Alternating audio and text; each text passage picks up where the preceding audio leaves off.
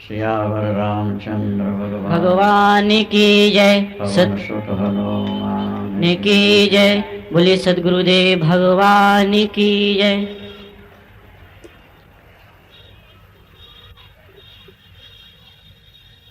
निषाद राज के द्वारा सांत्वना दिए जाने पर भरतलाल जी विश्राम करते हैं।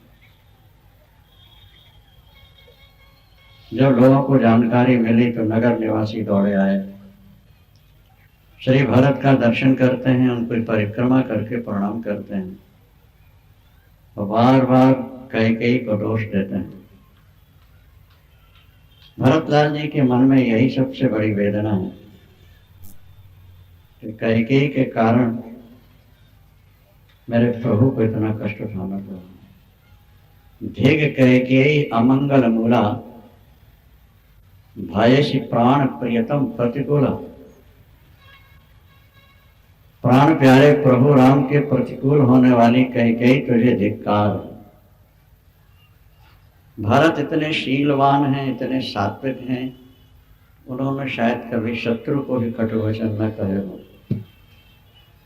लेकिन जब वेदना जरूरत से ज्यादा होती है तो मर्यादाएं टूट जाती हैं, धैर्य का बांध टूट जाता है।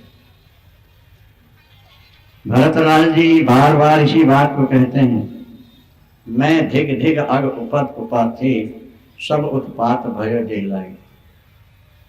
मुझे भी धिक्कार है कि मेरे कारण सारे उपद्रव हुए। यदि मैं पैदा न हुआ होता तो कैकेयी राज्य किसके लिए मांगती, तो राज्य का लोभ न होता तो राम को वनवासी क्यों बनाती, और राम वनवासी न होते तो महाराज दशरथ, पिता श्री दशरथ का शरीर क्यों छूटे। इसी पीड़ा से वो व्यथित है। प्रेम शब्द बहुत ऊंची कोटि का। पंडित कहते हैं, पोथी पढ़ पढ़ जग मोया, पोथी पढ़ पढ़ जग मोया, पंडित भया न कोय। और 2.5 अक्षर प्रेम का पढ़े सो पंडित होय। पंडित होय। प्रेम परमात्मा का स्वरूप ही है। सत्यम शिवम सुंदरम, सचित और आनंद। प्रेम जो शब्द है वो परमात्मा का ही वाचक है। प्रेम हरि का रूप है, त्यों हरि प्रेम स्वरूप। एक भय द्वय में लसें, जैसे सूरज और धूप। सूर्य से सूर्य का प्रकाश भिन्न नहीं, मिश्री से मिठास भिन्न नहीं है, अग्नि से दाहकता शक्ति भिन्न नहीं है। इसी तरह परमात्मा से प्रेम भिन्न नहीं है। प्रेम और परमात्मा दोनों एक ही स्वरूप है। जब जीव के हृदय में भगवत प्रीति जागती है, भगवत प्रेम जागृत होता है, तो जीव धन्य धन्य हो जाता है, कृतकृत्य हो जाता है। प्रेम का लक्षण यही है, तो अपने प्यारे को दुखी नहीं देख सकते। अगर प्यार प्यारे को दुखी देखे तो प्यारे ही नहीं होता। जैसा हमने कहा कि अगर पति से प्यार है तो अपने सुख के लिए पति को कभी दुख नहीं देना। देखो, माँ का पुत्र से प्यार होता है। माँ ने कोई चीज मंगाई थी और बेटा शाम को आया थका मारा और कहता, माँ मैं भूल गया, कल ले आऊंगा। कहो तो मैं अभी जाके ले आता हूँ। तो माँ कहती, नहीं बेटा रहने दे, कल ले आऊंगा। क्या पुत्र से प्यार है, पुत्र थका हुआ सा नजर आ रहा है और वो स्वयं कह रहा है कि मैं अभी ले आऊं जाकर, भूल गया था माँ, काम ज्यादा, बोले कर दे। बेटे को तकलीफ नहीं देना चाहिए क्योंकि बेटे से प्यार। पति से भी ऐसा प्यार हो तो नारी पति को कभी कष्ट नहीं दे, स्वयं कष्ट सह लेगी, पति को दुखी नहीं होने देगी। ध्यान दीजिए, प्रेम का स्वरूप है प्रियतम को सुख पहुंचाना। स्वार्थ में और प्यार में अंतर क्या है, ये बात हम पहले कह चुके हैं। कोई वस्तु बीच में रखी है दोनों की, अगर उसे प्रेमी अपनी ओर खींच रहा है तो वो स्वार्थ है, और प्रियतम की ओर बढ़ा रहा है तो प्यार है। प्रेम लेना नहीं चाहता, प्रेम हमेशा देना ही चाहता है। प्रेम का स्वभाव है, जिसके प्रति जितना अधिक प्यार होगा उतना अधिक समर्पण हो जाता है। ऐसा लगता है कि अपने प्यारे को क्या दे दूं, जो दे रहा हूं वो थोड़ा, ऐसी भावना मन में बनी रहती है। ये प्रेम का लक्षण। भरतलाल जी की पीड़ा यही है कि मेरे कारण मेरे प्रभु दुखी हुए, इनको नग्न पथ चलना पड़ रहा है, वन वन में 14 वर्ष भटकेंगे, कंद मूल फल खा करके रहेंगे। भगवती सीता महाराज जनक ने कितने लाड़ और प्यार से पाला, माँ कौशल्या ने कैसे संभाला, और आज वे नग्न पद वन वन में विचर रहे हैं। इस बात की महती पीड़ा है। लखन, यद्यपि लक्ष्मण भरत से छोटे हैं, लेकिन वो लक्ष्मण को प्रणाम करते हैं, लक्ष्मण को धन्य धन्य कहते हैं। लक्ष्मण तुम धन्य हो। आहा धन्य लक्ष्मण बड़ भागी, के राम पदार बिंद अनुरागी। आहा धन्य लक्ष्मण बड़ भागी। जब व्यक्ति में ज्यादा वेदना होती है तो उसके मुख से जो शब्द निकलते हैं उसमें संबद्धता न रहकर कहीं कहीं असंबद्धता भी हो जाती है। प्रेम की पीड़ा।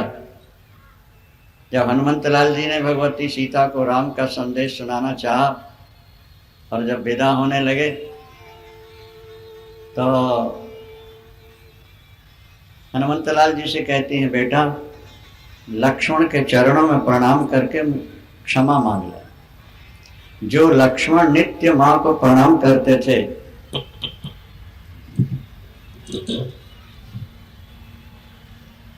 यह माँ जानती हैं कि लक्ष्मण मुझे नित्य प्रणाम करते। अनुज समेत गह्यो प्रभु चरणा। सुंदरकांड में ऐसा आता है कि अनुज समेत गह्यो प्रभु चरण, दीन बंधु। लक्ष्मण के सहित राम के चरण छूना मेरे ओर से।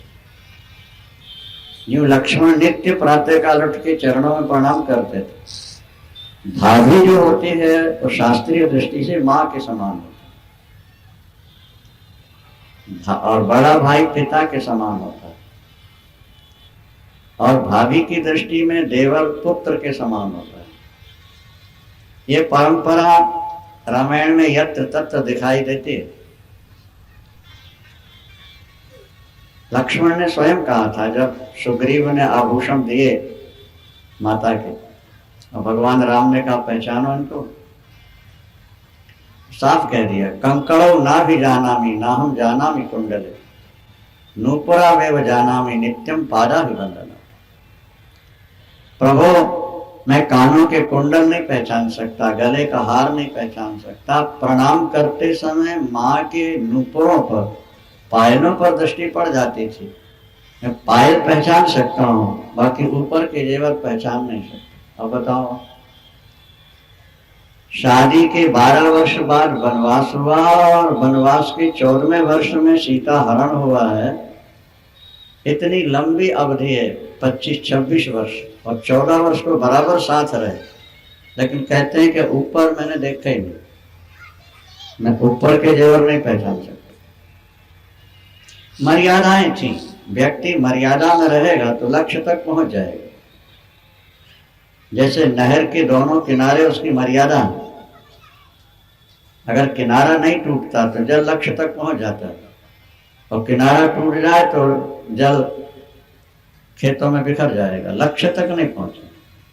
इसलिए लोक और वेद की मर्यादा का पालन करना भी मनुष्य के लिए बहुत आवश्यक होता है। अब भरतलाल को मालूम हो गया कि यहाँ केवट ने प्रभु को गंगा पार किया था और यहाँ से प्रभु पैदल गए।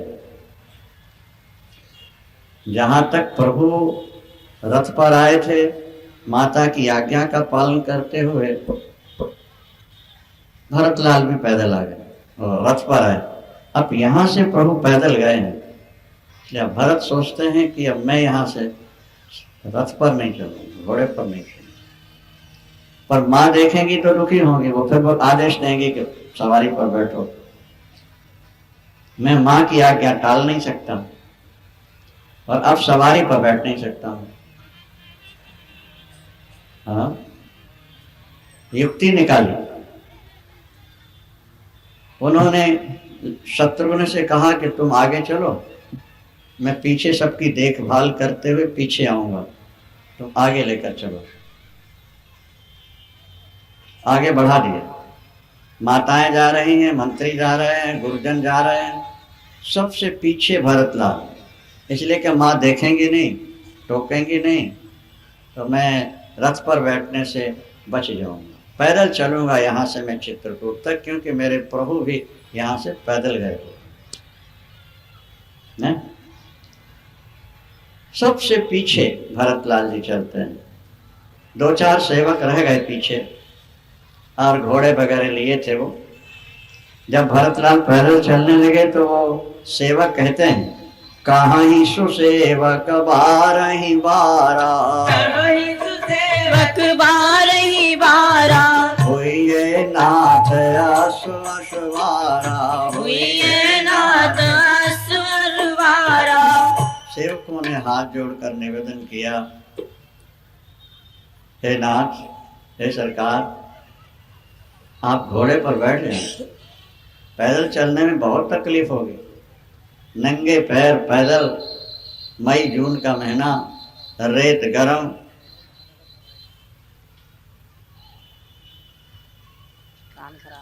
तो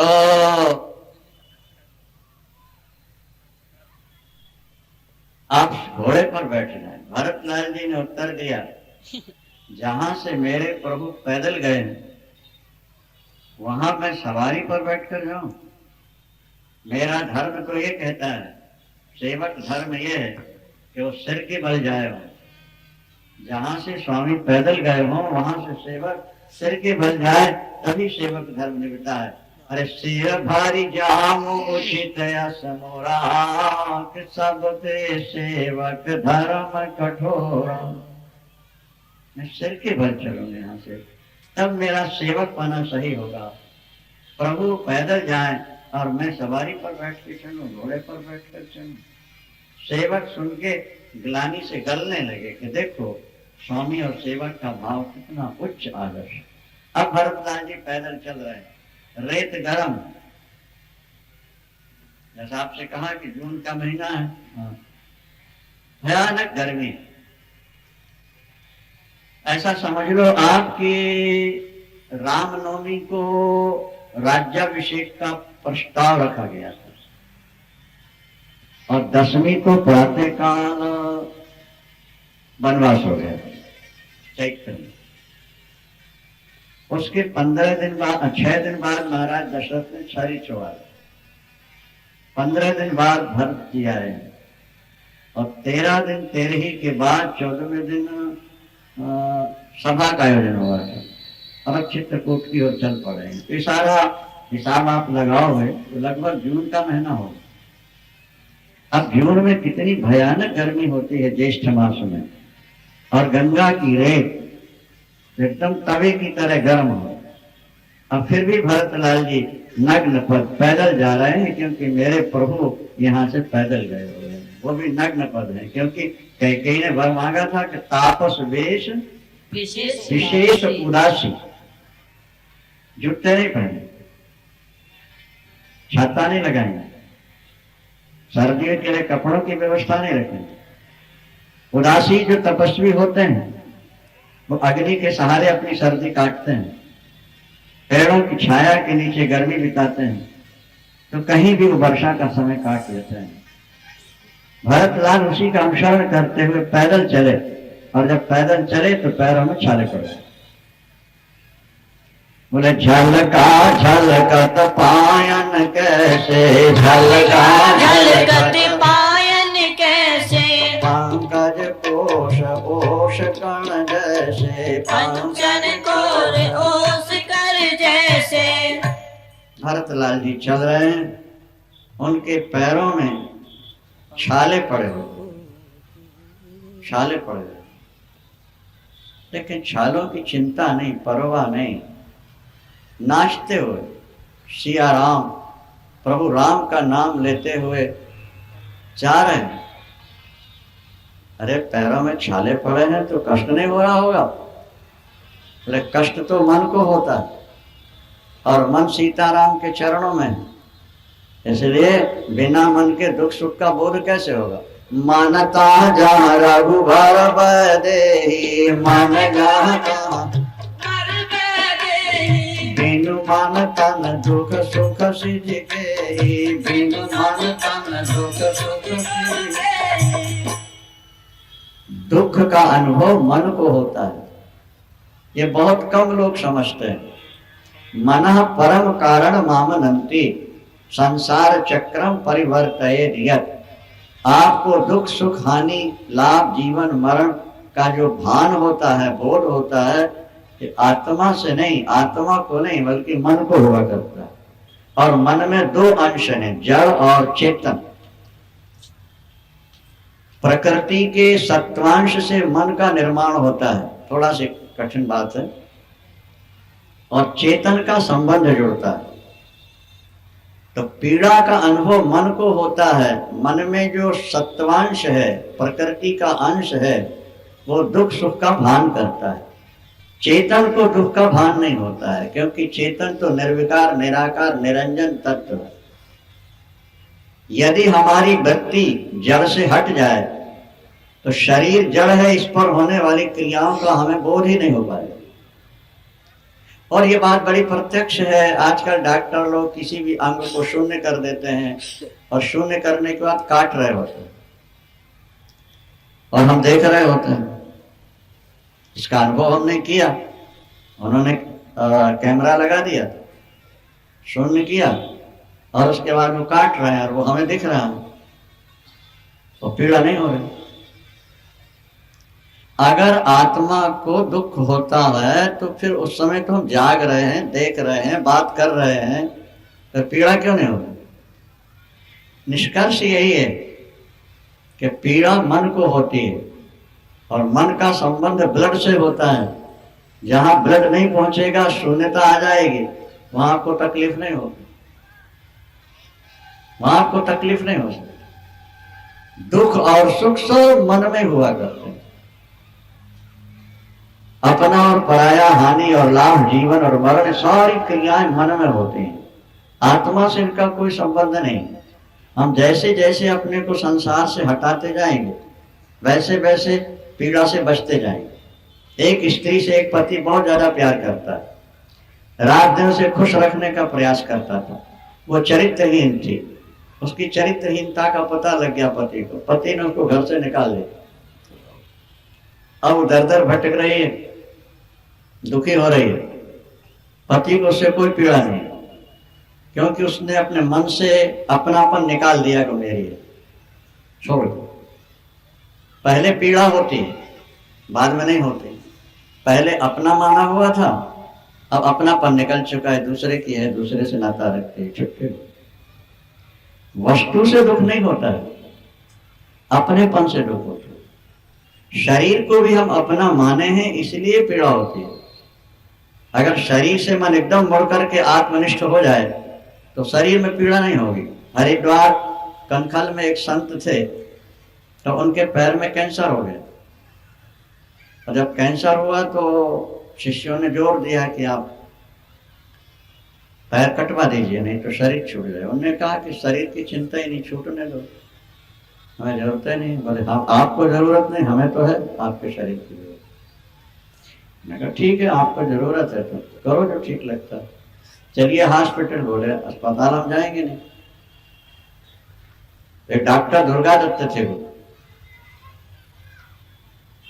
सर्जन थे, उनको बुलाया गया कि आप यहीं आश्रम में पैर काट दिए।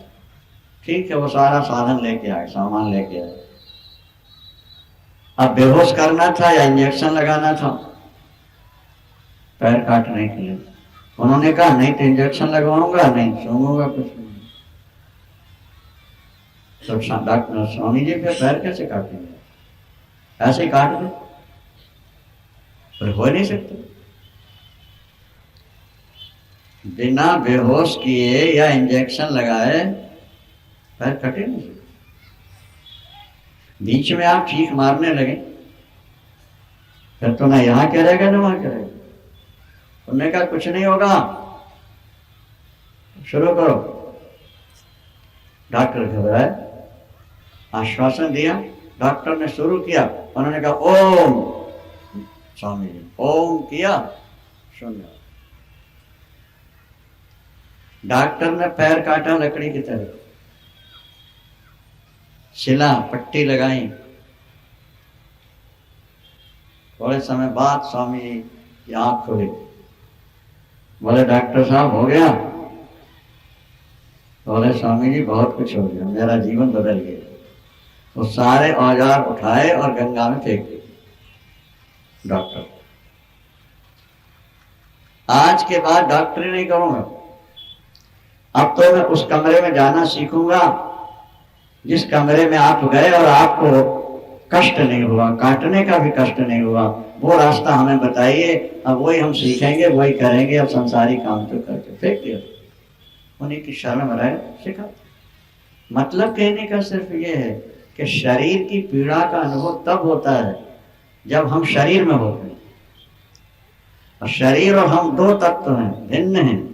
अगर हम शरीर से अपने को थोड़ा थोड़ा अभ्यास के द्वारा बाहर करने लगे, परम पिता से कर लें, तो पता है हमारे गुरुदेव श्री कल्पात्री महाराज का भी हाइड्रोसिल का ऑपरेशन हुआ था, डबल दोनों साइड, और आश्रम में हो। और डॉक्टर ने इंजेक्शन की बात क्यों नहीं, इंजेक्शन ही लगेगा। दवाई कभी खाई नहीं उन्होंने, अंग्रेजी दवाई ना इंजेक्शन लगवाया जीवन में। ऐसे करो, और ऐसे किए। तो स्वामी जी सुना रहे थे, बोले अंत में जब वो टाँके वाके थोड़ा लगाने लगा तो जल ऐसा लगा जैसे कीड़ी जरा कोई काट सी रही हो, और चरणों में गिर गया था। क्या प्रत्यक्ष की बात है, आंखों देखी बात जैसे कहते हैं।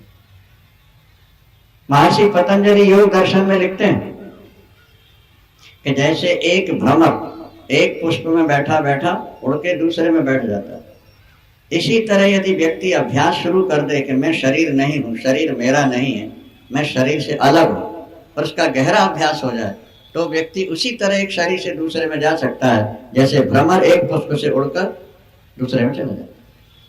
और उसका प्रत्यक्ष उदाहरण हमारे आदि शंकराचार्य भगवान। क्या जब मंडन मिश्र की पत्नी ने काम शास्त्र पर प्रश्न किया तो उन्होंने कहा देवी हम 1 महीने का समय दे दो, क्योंकि थ्योरिकली तो हम जानते हैं पर प्रैक्टिकल रूप से तो हमको जानते नहीं, बाल ब्रह्मचारी सन्यासी है, हम प्रैक्टिकल रूप से काम शास्त्र के बारे में जानकारी प्राप्त करेंगे। अपने शिष्यों को लेकर गए। उसी समय एक राजा अमरु समाप्त हुआ था, उसकी डेड बॉडी को ले जाने की तैयारी हो रही थी। शंकराचार्य भगवान ने अपने शिष्यों से कहा देखो मैं शरीर से निकल के वहां जा रहा हूं, उस शरीर में प्रवेश करूंगा। ये मेरा शरीर नष्ट नहीं होगा, सड़े गलेगा नहीं, हाँ जानवरों से इसको बचा लेना, मैं 1 महीने के अंदर वापस आ जाऊंगा। और वो एक शरीर अपने शरीर से निकले और अमरु के शरीर में प्रवेश करे। जब वो रहने लगे तो रानियों को शक हो गया कि ये कोई दिव्य आत्मा इनके अंदर प्रवेश कर गई है, क्योंकि पहले राजा में और इनमें अंतर। रानियों ने गुप्तचरों से कहा जाओ किसी योगी की कोई लाश मिले तो जला दे। गुप्तचर गए, वहां शंकराचार्य जी के शिष्य बैठे थे बॉडी की रक्षा के लिए। एक शिष्य वहां से निकला और मैं सच्चिदानंद हूं, माया ठगनी है, ठग लेती है, इस तरह का एक गीत गाते हुए वो जब राजा के वहां पहुंचे तो शंकराचार्य जी को ध्यान आया, अरे मैं तो सीखने आया था, यहीं रम गया, चलो चलते हैं। उसी समय उन्होंने अमरु के शरीर से आत्मा को निकाला। यहाँ गुप्तचरों ने क्या किया महाराज, शिष्यों से लाश छीन करके चिता में नीचे आग लगाई। उसी समय शंकराचार्य अपने शरीर में प्रवेश कर गए। देखा आग लग रही है चारों तरफ से, नरसिंह भगवान का स्मरण किया कि यदि शरीर के द्वारा समाज का हित होना हो तो इसे बचा लो, और नहीं होना है तो जाने दो। उसी समय नरसिंह भगवान प्रकट हुए और शंकराचार्य का शरीर उठाकर बाहर खड़ा कर दिया। भगवान की जय। दुख और सुख का भान मन को होता है, अपने और पराये का भान मन को। मना परम कारण मा मनंती, मन एव मनुष्याणाम कारणम बंध मोक्ष। हाँ, बंध मोक्षयो।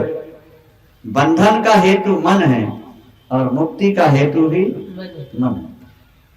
मन संसार को अपना मानता रहेगा, ये बंधन में रहेगा, और मन संसार को अपना न मान के ईश्वर को मानने लगेगा, ये बंधन से मुक्त हो जाएगा। इसलिए मन के हारे हार है और मन के जीते जीत। आदि शंकराचार्य से शिष्यों ने प्रश्न किया प्रश्नोत्तरी में, संसार को किसने जीता? उत्तर है जिसने मन को जीता। जीतम जगत के नु, उत्तर है मनोहियेन। जगत को किसने जीता? उत्तर है जिसने मन को जीता। मन को जीत लोगे संसार जीत लिया जाएगा, और मन से तुम हार गए तो संसार भर में तुम्हें हाथे जोड़ते फिरना होगा। सारी जिंदगी तनाव, टेंशन, माइग्रेन में जीना पड़ेगा। सारे अनर्थों की जड़ मन है। अब मन तो सीताराम के पास है, तो शरीर में कष्ट है, इसका भान कैसे होता है? ध्यान दो जरा बात। मानता जहाँ रघुबर बदे, मन गाता बिनु मन तन दुख सुख सिद्ध के, बिनु मन तन दुख सुख सिद्ध के। किसको सुधरे? देखिए पैरों में छाले पड़े हैं भरतलाल के, और भरत तीसरे पहर कहाँ, कीन प्रवेश प्रयाग, कहत राम सिय उमग उमग अनुराग सिया। हरे राम जय जय राम, मेरे प्रभु राम जय जय राम, करो कल्याण जय जय राम। समाज को मालूम पड़ा कि आज भरतलाल पैदल आए हैं, पैरों में छाले पड़ चुके हैं, सारा समाज दुखी हो गया। भरतलाल जी प्रयाग पावन गंगा तट पर पहुंचे। गंगा और यमुना की हिलोरें देखकर, दोनों का मिलन देखकर भरतलाल सोचने लगे, जैसे गंगा यमुना आपस में मिलती हैं, गले लगती हैं, क्या मेरे प्रभु राम मुझे भी अपने चरणों में जगह दे सकेंगे? क्या मेरा भी प्रभु से मिलन हो सकेगा? विरही प्राणी की स्थिति कुछ ऐसे ही होती है। जब विरह जागता है अंदर, तो प्रभु सम्मिलन की बड़ी उत्कट लालसा जाए। अब हर जगह वही भगवत भाव रहता है। प्रसिद्ध है, चैतन्य महाप्रभु जब जगन्नाथपुरी आए, वहां का समुद्र बड़ी तरंगे लेके उठता है, नीला नीला है, नीलांचल है ही वो।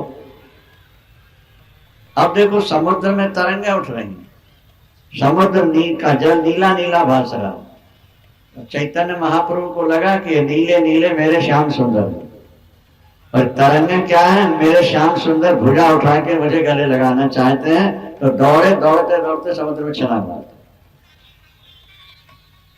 छलांग।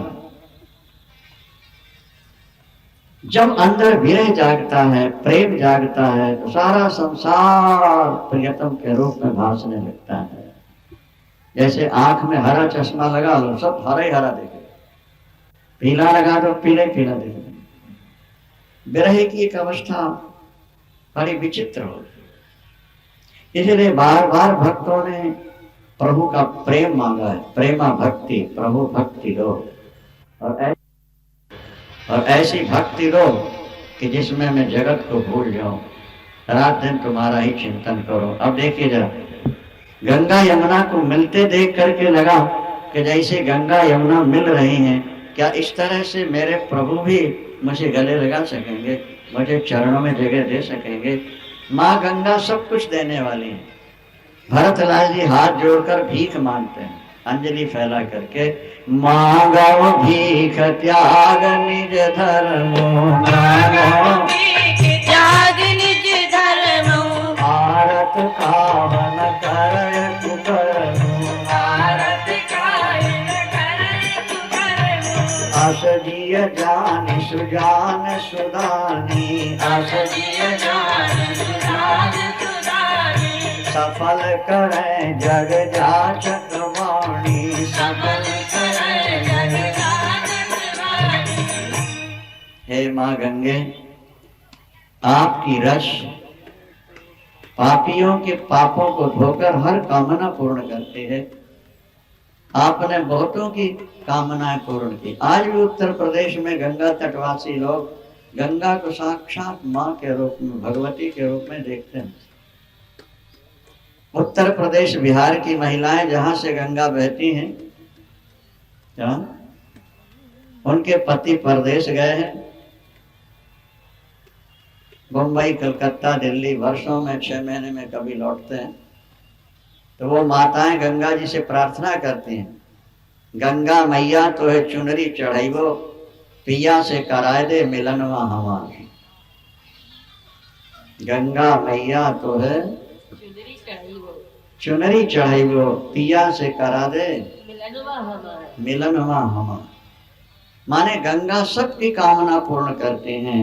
आज भरतलाल कहते हैं क्षत्रिय कभी भीख नहीं मांगता, एक, और अपने कुल की पुत्री से नहीं मांगता। महाराज भगीरथ हमारे कुल के थे जो तुम्हें लेकर आए, जाह्नवी, भागीरथी, आज मैं भीख मांग रहा हूं क्योंकि मैं आर्त हूं, दुखी हूं। आर्त और दुखी क्या नहीं करता है, ये मेरी वेदना है। माँ मेरी इच्छा पूर्ण कर दो, मुझे वरदान दे। क्या चाहिए? बोले अर्थ न धर्म न काम रुचि, और गति न चाहो निर्वाण, जन्म जन्म रति राम पर, यह वरदान नयान सियावर राम जय जय राम, मेरे प्रभु राम जय जय राम, करो कल्याण जय जय राम। मानो गंगा से आवाज आई, क्या चाहते हो भरत? अर्थ चाहिए, पैसा, अर्थ की कामना होती मां तो अयोध्या छोड़ के क्यों आती? धर्म की कामना है, बोले गुरु की आज्ञा का उल्लंघन कैसे होता? काम की कामना है, वो तो बहुत दूर की बात है। मोक्ष चाहिए, बोले वो भी नहीं चाहिए। धर्म, अर्थ, काम, मोक्ष, 4 पुरुषार्थ हैं व्यक्ति के जीवन के। परम प्रेमी प्रेम मूर्ति श्री भरत जी कहते हैं, माँ गंगे, अर्थ न धर्म न काम रुचि, और गति न चाहो, मुझे मोक्ष भी नहीं चाहिए। मोक्ष बड़ी ऊंची वस्तु है। मोक्ष प्राप्ति के लिए व्यक्ति निरंतर प्रयास करते हैं। बड़े बड़े योगी जति भी निरंतर प्रयास करते हैं। ध्यान दीजिए जरा बात पर। सियावर रामचंद्र भगवान की जय। भरतलाल ने चारों को ठुकरा दिया। प्रभु के प्रेमी भक्त मुक्ति भी नहीं चाहते। सालोक सामीप्य सारूप्य कत्व मत पितो दीयमानम न ग्रहणंती बिना मत सेवनम जन्म। योगी ज्ञानी कहता है कि हम मुक्त हो जाएं संसार से, और भक्त कहता है प्रभु हमें बार बार जन्म दो। किस लिए? आपके भजन के लिए, आपके भक्तों का संग मिला रहे, आपकी पावन कथा सुनने को मिलती रहे, और मन आपके चरणों को छोड़कर कहीं न जाए। हम बार बार ऐसा जन्म चाहते हैं। बस भक्त में और ज्ञानी में यही थोड़ा सा अंतर है। ज्ञानी कहता है हमें संसार से मुक्त कर दो, मोक्ष चाहिए, और भक्त कहता है कि नहीं, हमें प्रभु की सेवा के लिए बार बार जन्म दो। जब भगवान राम सभी अयोध्या वासियों को लेकर वैकुंठ जा रहे थे, सब विमानों पर सवार हो गए। हनुमंतलाल नहीं दिखे। प्रभु राम ने पूछा, लखन भैया हनुमंतलाल नहीं दिख रहे, कहाँ हैं? देखो। बोले वो हनुमान कुटी में बैठे हुए। कारण क्या है? कभी साथ न छोड़ने वाले हनुमान आज वहीं रुके हैं। किसी ने कुछ कह तो नहीं दिया। राम जी गए, हनुमंतलाल क्या बात है, चलो सब बैकुंठ जाओ। चरणों में गिर गए हनुमान। बोले प्रभु न ले जाएं तो अच्छा है। क्यों, बात क्या है? कभी साथ न छोड़ने वाले आज तुम साथ क्यों नहीं चलते? बोले दीन बंधु, वहां जाऊंगा तो केवल आप मिलेंगे, अब मृत्यु लोक में रहूंगा तो हजारों जगह आपकी कथाएं होती हैं, मैं जगह जगह बैठ के आपकी कथा सुन के आऊंगा। हनुमान जी महाराज की जय हो। तब राम जी ने आशीर्वाद दिया हनुमान जी को, यत्र यत्र रघुनाथ कीर्तन तत्र तत्र कृतमस्तकांजलिं बाष्पवारि परिपूर्ण लोचनम मारुतिम नमतो राक्षसांत। जहां जहां प्रभु राम की कथा होती है, हनुमत लाल जी महाराज पहुंच जाते, दोनों हाथ जोड़े, सिर झुकाए, आंखों में अश्रु भरे हुए ये भगवत कथा सुनते हुए। कथा सुनने के लिए, भजन करने के लिए हनुमत लाल जी वैकुंठ नहीं गए, यहीं रहे। हमने कहा ना कि कबीर के पास संदेशा आया वैकुंठ जाने के लिए, राम संदेशा भेजिया दिया कबीरा रोए, जो सुख है सत्संग में सो वैकुंठ न। सत्संग का एक विलक्षण आनंद है। जब आप ध्यान से कथा सुनने लगते हैं और रस भरी पावन कथा चलती है तो शरीर शीतल, दिल शीतल हो जाता है, सहज समाधि सी लग जाती है, एक जीवन में एक विलक्षण आनंद की अनुभूति होती है। तो अर्थ न धर्म न काम रुचि, गति न चाहो निर्वाण, जन्म जन्म रति राम पद, यह वरदान नान। आगे जो कुछ कह रहे हैं भरतलाल, वो भी ध्यान से सुनने की बात है कि जानहु राम कुटिल कर मोहि, कुटिल कर मोही, लोग कहे गुरु चाहे तो ही, सीताराम चरण रति मोरे, सीताराम चरण रति मोरे, अनुदिन बढ़े अनुग्रह तोरे। भक्त भगवान का दर्शन भी नहीं चाहता। एक ऐसी स्थिति आ जाती है जीवन में जब वो दर्शन से भी ज्यादा महत्व प्रेम को देता है, भाव को देता है।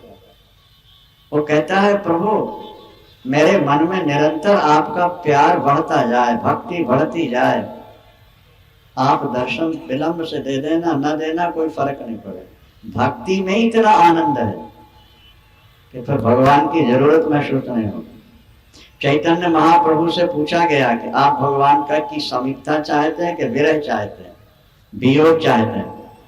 संगम विरह विकल्पे विरहो संगमस्तस्यो, तो उन्होंने कहा मैं विरह चाहता हूं, वियोग चाहता हूं। पूछा गया क्यों? अच्छा उनका विरह जागेगा, प्रेम जागेगा तो तन्मयम जगत, सारा जगत मुझे प्रभु प्रभु में बस। भक्तों ने विरह मांगा, समंजसत्व विरहय्य कांक्षे। भरतरासुर भगवान नारायण की स्तुति करता हुआ कहता है समंजसत्व विरहय्य कांक्षे, न नाग पृष्ठम न च पारमेष्ठम न सार्वभौमम न रसाधिपत्यम न योग सिद्धि पुनर्भवम वा समंजसत्व विरहय्य कांक्षे। भागवत। हे परमात्मा मैं तेरा स्वर्ग नहीं चाहता, वैकुंठ नहीं चाहता, ब्रह्मलोक नहीं चाहता, मोक्ष नहीं चाहता, अपुनर्भवम। तो चाहते क्या हो? बोले समंजसत्व विरहय्य कांक्षे, मैं आपके विरह की कामना करता हूँ। प्रभु मेरे दिल में इतना प्यार भर दो, इतना प्यार भर दो कि मैं सदा आपके लिए तड़पता रहूं। उस तड़प में भी आनंद है। इसीलिए गोपांगनाओं को प्रभु ने वृंदावन में छोड़ा और मथुरा गए, और इसीलिए राम जी ने भरत को घर छोड़ा और आगे चले। बड़ी प्रेम अमीय मंदर विरह भरत पयोज गंभीर, मथ प्रगट्यो सो साधु हितो कृपा सिंधु रघुवीर। प्रेम अमृत। समुद्र मंथन जब हुआ तो समुद्र मंथन से अमृत निकला जिसे देवताओं ने पिया। बोले भरत का हृदय भी समुद्र है, दूध का क्षीर समुद्र, और प्रेम रूपी अमृत उसमें छुपा पड़ा। जैसे मंथन के बिना माखन प्रकट भरत के अंदर जो प्रेम छुपा हुआ था वो प्रकट नहीं हो पा रहा था। भगवान राम ने दियो की मथानी से मथा तो महाराज वहां से प्रेम रूपी अमृत निकला, जिसे संत और भक्त पी पी करके धन्य धन्य होते चले जा रहे हैं। वो अमृत भरत के अंदर का अमृत। प्रेम अमीय और मंदर विरह, जो विरह मंदराचल पर्वत क्या, और भरत पयोधि गंभीर मथ प्रगट्यो सुर साधु हित। वो समुद्र मंथन हुआ था देवताओं के लिए, और ये भरत के हृदय का मंथन किया राम ने संतों के लिए। प्रेम। अब यहां भरत क्या कह रहे हैं जरा सुनिए ध्यान से। हम जानहु राम कुटिल कर मोहि। अगर राम मुझे कुटिल समझ लेते हैं, कैकेयी के पक्ष का समझ लेते हैं, तब भी मुझे कोई दुख नहीं। और समाज मुझे गुरुद्रोही कहे, गुरु की आज्ञा न मानने वाला, क्योंकि गुरुवर ने तो राज्य का प्रस्ताव रखा ही था, नहीं माने चले आए। नहीं माने और चले आए तो जानहु राम कुटिल कर मोही, और लोग कहें गुरु साहेब द्रोही। मुझे सिर्फ एक ही चीज चाहिए, समाज मेरी आलोचना करे, प्रभु राम मुझे कैकेयी के पक्ष का मान ले, मुझे पीड़ा नहीं हो। बस कृपा करो मां गंगे, मेरे हृदय में प्रभु का प्यार भर दो, और इतना प्यार दो कि वो दिन दुगना और रात चौगुना बढ़ता चला जाए। सीता राम चरण रति मोरे, सीता राम चरण रति मोरे, सीता राम चरण रति मोरे, सीता राम चरण रति मोरे। अनुदिन बढ़ाए अनुदिन बढ़ई अनुग्रह तोरे, अनुदिन बढ़ई अनुग्रह तोरे। प्रियतम हमसे दूर रहें, प्रियतम हमसे रुष्ट रहें, फिर भी कोई हानि नहीं। प्रियतम का प्यार हमको मिला रहे। वृत्रासुर की स्तुति 4 श्लोकों में महाराज भागवत में बड़ी जोरदार। वो कहते हैं कि प्रभु मुझे ऐसा विरह दो, प्यार दो। कैसा? बोले ऐसे पक्षी के बच्चे घोंसले में हैं, पंख नहीं है, उड़ नहीं सकते, भूखे हैं, और उनकी माता गई है बाहर दाना चुगने के लिए, तो वो चोंच बाहर निकाले, अपनी माँ की बाट देखते रहते हैं कि कब दाना लेके आए और हमारे मुंह में डाले। स्वयं तो उड़ नहीं सकते, जा नहीं सकते। तो जैसे अजात पक्षा इव मातरं खगा, जैसे वो पंखहीन शावक पक्षी के बच्चे अपनी माता की प्रतीक्षा करते, देखते रहते, कब आए कब आए कब आए। दूसरा उदाहरण देते हैं, सायंकाल का समय हो गया है, बछड़ा अब भूखा है। प्रातःकाल दूध पिया था और गाय जंगल चली जाती थी पहले चरने के लिए। जब शाम का समय होता है और बछड़ा भूखा हो, तो फिर वो वाह वाह वाह माँ को पुकारता है, और माता भी वहां से दौड़ी आ रही होती है। दिल का दिल साक्षी होता है। गाय भले बछड़े को भूल जाए, पर बछड़ा गाय को नहीं भूलता, माँ माँ माँ करता रहता है। जैसे पंखहीन पक्षी के बच्चे माँ को बाट देखते हैं, जैसे बछड़ा गाय माँ की बाट देखता है। अथवा तीसरा उदाहरण दिया, जैसे पतिव्रता स्त्री परदेश गए पति के लिए व्याकुल होती रहती, क्योंकि पतिव्रता के प्राण पति में रहते हैं। चरित्रहीन औरतों को ज्यादा तकलीफ नहीं होती पति के परदेश जाने पर, पतिव्रता को बहुत ज्यादा पीड़ा होती है, क्योंकि पति छोड़ उसकी और कोई है ही नहीं संसार। अब उन दिनों न फोन थे, न मोबाइल थे, न और कोई संबंध थे। उदाहरण दिया कि जैसे परदेश गए पति के लिए पतिव्रता व्याकुल होती है, जैसे जंगल गई हुई गाय के लिए उसका बछड़ा व्याकुल होता है, जैसे चारा चुगने गई हुई मादा के लिए पक्षी के बच्चे व्याकुल होते हैं, इसी तरह प्रभु मेरे अंदर अपना प्यार भर दो, व्याकुलता भर दो कि मैं आपके लिए तड़फता रहूं, मुझे उसी में आनंद है। सीता राम चरण रति मोरे और अनुदिन बढ़े अनुग्रह तो अनुदिन बढ़े। प्रेम वही कहलाता है जो बढ़ता चला जाए। प्रेम सदा बढ़ी वो करे, ज्यों शशिकला सुवेश पया में पूनो नहीं, याते रहत अशेष। प्रेम चांद की तरह होता है। जैसे शुक्ल पक्ष का चांद प्रतिदिन एक एक कला बढ़ता जाता है, इसी तरह प्रभु का प्रेम प्रतिदिन बढ़ता जाए, बढ़ता जाए, घटता जाए वो वासना जनित प्रेम है, और बढ़ता जाए वो विशुद्ध प्रेम।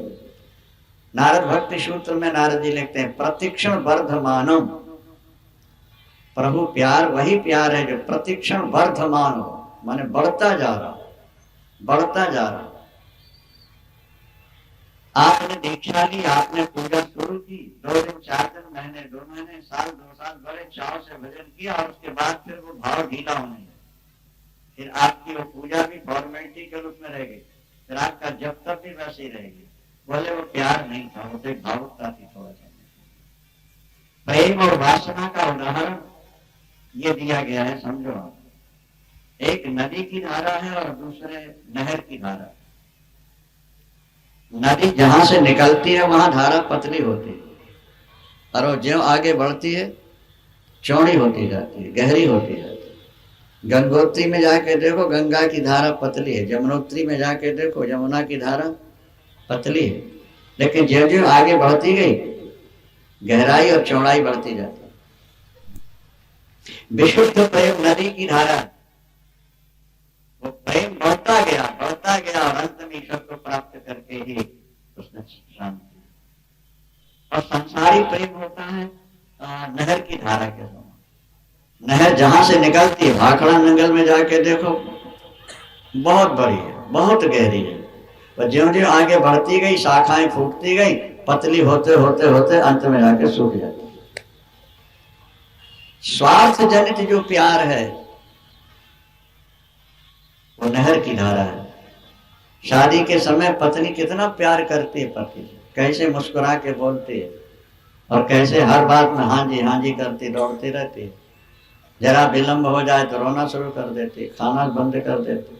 पर जैसे जैसे दिन सरकते गए तैसे तैसे प्यार भी सरकता गया, और फिर उसके बाद मैं तू शुरू हो जाती है, कड़वाहट शुरू हो जाती है, बात बात में तनाव शुरू हो जाता है, लड़ाई झगड़े शुरू हो गए। तो शादी के समय जो प्यार दिखा था पतिव्रता का तो खत्म नहीं होता है, लेकिन सामान्य नारियों का वो प्यार नहीं रह जाता। इसी तरह शिष्यों का हाल है, जब दीक्षा लेते हैं तो बड़ा भाव दिखाते हैं, घंटों पूजा करते हैं, घंटों माला जपते हैं, बार बार फोन करते हैं, दौड़ दौड़ के आते हैं। पर जहाँ 2-4 साल हुए महाराज, फिर तो धीरे धीरे वो घटते घटते घटते उस नहर की धारा सूख गई, खत्म हो गया। फिर तो 1-2 माला जप ली, फॉर्मेलिटी। हमारे गुरुदेव बहुत अच्छी बात कहते थे, ध्यान से सुनो जरा। वृंदावन हरि लाल की जय। वे कहते थे कि ये जो वैराग्य है ना, एक बुखार है। बुखार ज्यादा दिन नहीं रहता, कोई कोई रहता है। ये वैराग्य का बुखार अगर स्थायी हो जाए तो भगवान की प्राप्ति किसे ना हो। ये थोड़े दिन तो बड़ी तेजी से चलता है, और फिर वो ढीला होते होते होते चुट्टी, फिर तो वो सामान्य जीवन जैसा हो जाता है। जिनका बुखार चढ़ा चढ़ा वैराग का कभी उतरा नहीं, उन्हें लक्ष्य की प्राप्ति हो, उन्हें लक्ष्य की प्राप्ति हो। भरतलाल जी के शब्द हैं कि सीता राम चरण रति मोरे, सीता राम चरण रति मोरे, अनुदिन बढ़े अनुग्रह तोरे, अनुदिन बढ़े अनुग्रह तोरे। राधे श्याम चरण रति मोरे, राधे श्याम चरण रति मोरे, अनुदिन बढ़े अनुग्रह तोरे, अनुदिन बढ़े अनुग्रह तोरे। हमारा ध्यान धन बढ़ाने में जितना रहता है, भक्ति बढ़ाने में उतना नहीं रहता। धन बढ़े, परिवार बढ़े, इष्ट मित्र बढ़े, ये सब इच्छाएं हैं, लेकिन हमारा भजन बढ़े ये इच्छा नहीं रहती। और भजन बढ़ाना है उसका माध्यम यही है कि तुम भगवान की शरण में आ जाओ, सत्संग में आ जाओ। सत्संग एक ऐसी जड़ी है जो तुम्हारे वैराग्य को बढ़ाएगी और तुम्हारे प्यार को भी बढ़ाएगी। हम कहा करते हैं कि कुत्ते की पूंछ में अगर पाइप डाल दिया जाए तो बिल्कुल सीधी हो जाती, और पाइप निकाला, बोलो भाई, टेढ़ी की टेढ़ी। सत्संग मिलता है तो मन सीधा हो जाता है, और सत्संग जहां हटा फिर वो टेढ़े का टेढ़ा। ये तुलसीदास जी का दोहा बहुत अच्छा है, इस पर आपको ध्यान देना होगा। किसी घड़े में 9 छिद्र हैं, बंद होते ही नहीं, उसमें जल भर के रखना हो, भरा रहे जल खाली ना होगा, क्या उपाय है? कोई उपाय? 9 छिद्र वाले घड़े में जल हमेशा भरा रहे, कोई उपाय? सिर्फ एक उपाय। क्या उपाय? बोले उसको जल में डुबा के रखो तो अंदर पानी भरा रहेगा और बाहर निकालोगे। ये तुलसीदास जी का अभिमत है, ध्यान से सुनो बात को। वो कहते हैं मनुष्य का शरीर भी ये 9 छिद्रों वाला घड़ा है, शरीर में 9 छिद्र हैं, गिन लेंगे। अच्छा, इसमें प्रेम जल भर के रखना चाहते हो तो सत्संग रूपी सरोवर में डुबा के रखना तो प्रेम भरा रहेगा, और सत्संग से हट गए तो खाली घड़े हो जाओ। बहुत अच्छी बात है। तुलसी नवघट छिद्र को और सत्संगति सरबोर, बाहर रहे न प्रेम जल कीजे जतन करोड़ों पाए। इसलिए सत्संग करते। भरतलाल जी कहते हैं प्यार 2 प्रकार का होता है, एकांगी और परस्पर। इसे भी समझ लो लगे हाथ, कथाएं तो सुनते रहते हो, ये बातें भी ध्यान। प्यार 2 प्रकार का होता है। एक प्यार होता है कि हम आपसे प्यार करते हैं तो आप हमसे भी प्यार करो, ये परस्पर होता है। हम आपसे प्यार करें और आप। और दूसरा एकांगी प्रेम होता है, हम आपसे प्यार करें, आप चाहे जिससे प्यार करो न करो, हमें उससे कोई मतलब नहीं, हमारा प्यार कम ना हो, आप हमसे प्यार जरूरी करो, ये उसमें कोई इच्छा नहीं है। गोपियों के प्यार की इसीलिए शास्त्रों में प्रशंसा है, भरत प्यार की इसीलिए प्रशंसा है। उनका एकांगी प्रेम होता है। एकांगी माने एक तरफ से, सामने वाला करे या न करे, पर हमारा मन उनको छोड़कर दूसरी ओर, ये उच्च कोटि का प्यार माना जाता है, एकांगी प्रेम। उदाहरण यहाँ दिया गया है, जलद जन्म भारी सूरत विसारो, जलद जन्म जाचत जल पवि पाहन डारो, जाचत जल पवि पाहन डारो। तो चातक रटनि घटै घट जाए, चातक बढ़े प्रेम सब भांति भलाई, बढ़े बहुत अच्छी बात। एक चातक पक्षी होता है, सुना जाता है ऐसा कि वो स्वाति नक्षत्र के गिरे जल को ही पीता है। लगभग कार्तिक में स्वाति नक्षत्र आता है, 12-14 दिन के लिए। साल में एक बार जल मिल जाए, साल भर बिना जल के रहेगा। ईश्वर ने बनाया ऐसा, उसके प्राण नहीं निकलते, प्यास की रटन रहती है। जब आकाश में बादलों को देखता है चातक, प्यास से हो, प्यास से हो, प्यास से हो, इसी प्रकार की ध्वनि निकलती है। हम लोगों ने सुना, प्यासे हो।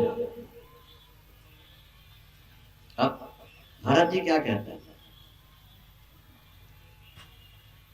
भरत जी की उक्ति सुनिए। वो कहते हैं कि जलद जन्म भरी सुरत विशारो, बादल जीवन में कभी इच्छा ही न करें, चातक का कभी ध्यान ही न करें, चातक की कभी इच्छा न पूरी करें, फिर भी चातक बादलों को छोड़ के दूसरे से जल नहीं मांगे। बादल चातक को दंड ने तब भी चातक बादल की हो जाता।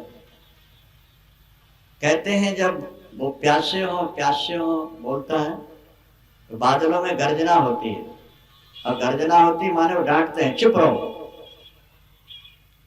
कवि की युक्ति है कि वो डांट लगाता है, चुप रहो, क्यों प्यासे प्यासे, फिर भी प्यासे हो तो फिर ओले गिराता है माने पत्थर मारता है, उससे पंख भी टूट जाते हैं, चोंच में भी चोट लगती है। भरतलाल जी कहते हैं क्या चातक उसे छोड़कर किसी दूसरे की तरफ जाता है? उसका एकांगी प्रेम।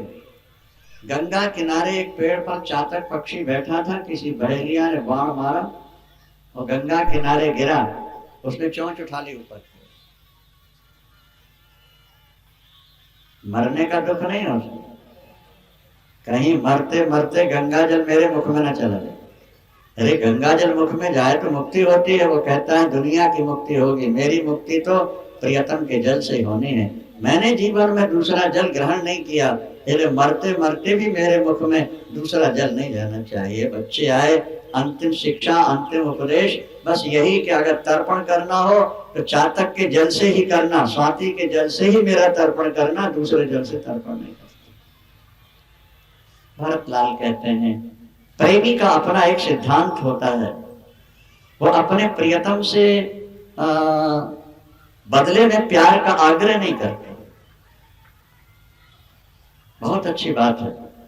एक बार भगवान कृष्ण द्वारिका में बैठे थे, मुख से निकल गया श्री राधे श्री राधे श्री राधे। रुक्मणी के तो महाराज शरीर में आग लग गई। पता नहीं उस गुजरिया ने क्या इनको जड़ी पिला रखी है। हम रात दिन सेवा करते हैं, आगे पीछे दौड़ती हैं कि हर इच्छा पूर्ण कर। रुक्मणी सत्यभामा इनका कभी नाम इनके मुख से नहीं सुना, जब तब देखो श्री राधे श्री राधे। एक दिन झुंझला के बोली मेरे सामने उसका नाम नहीं लिया करो। क्या मेरे सामने? कहते हैं श्रीमतियां जो है ना,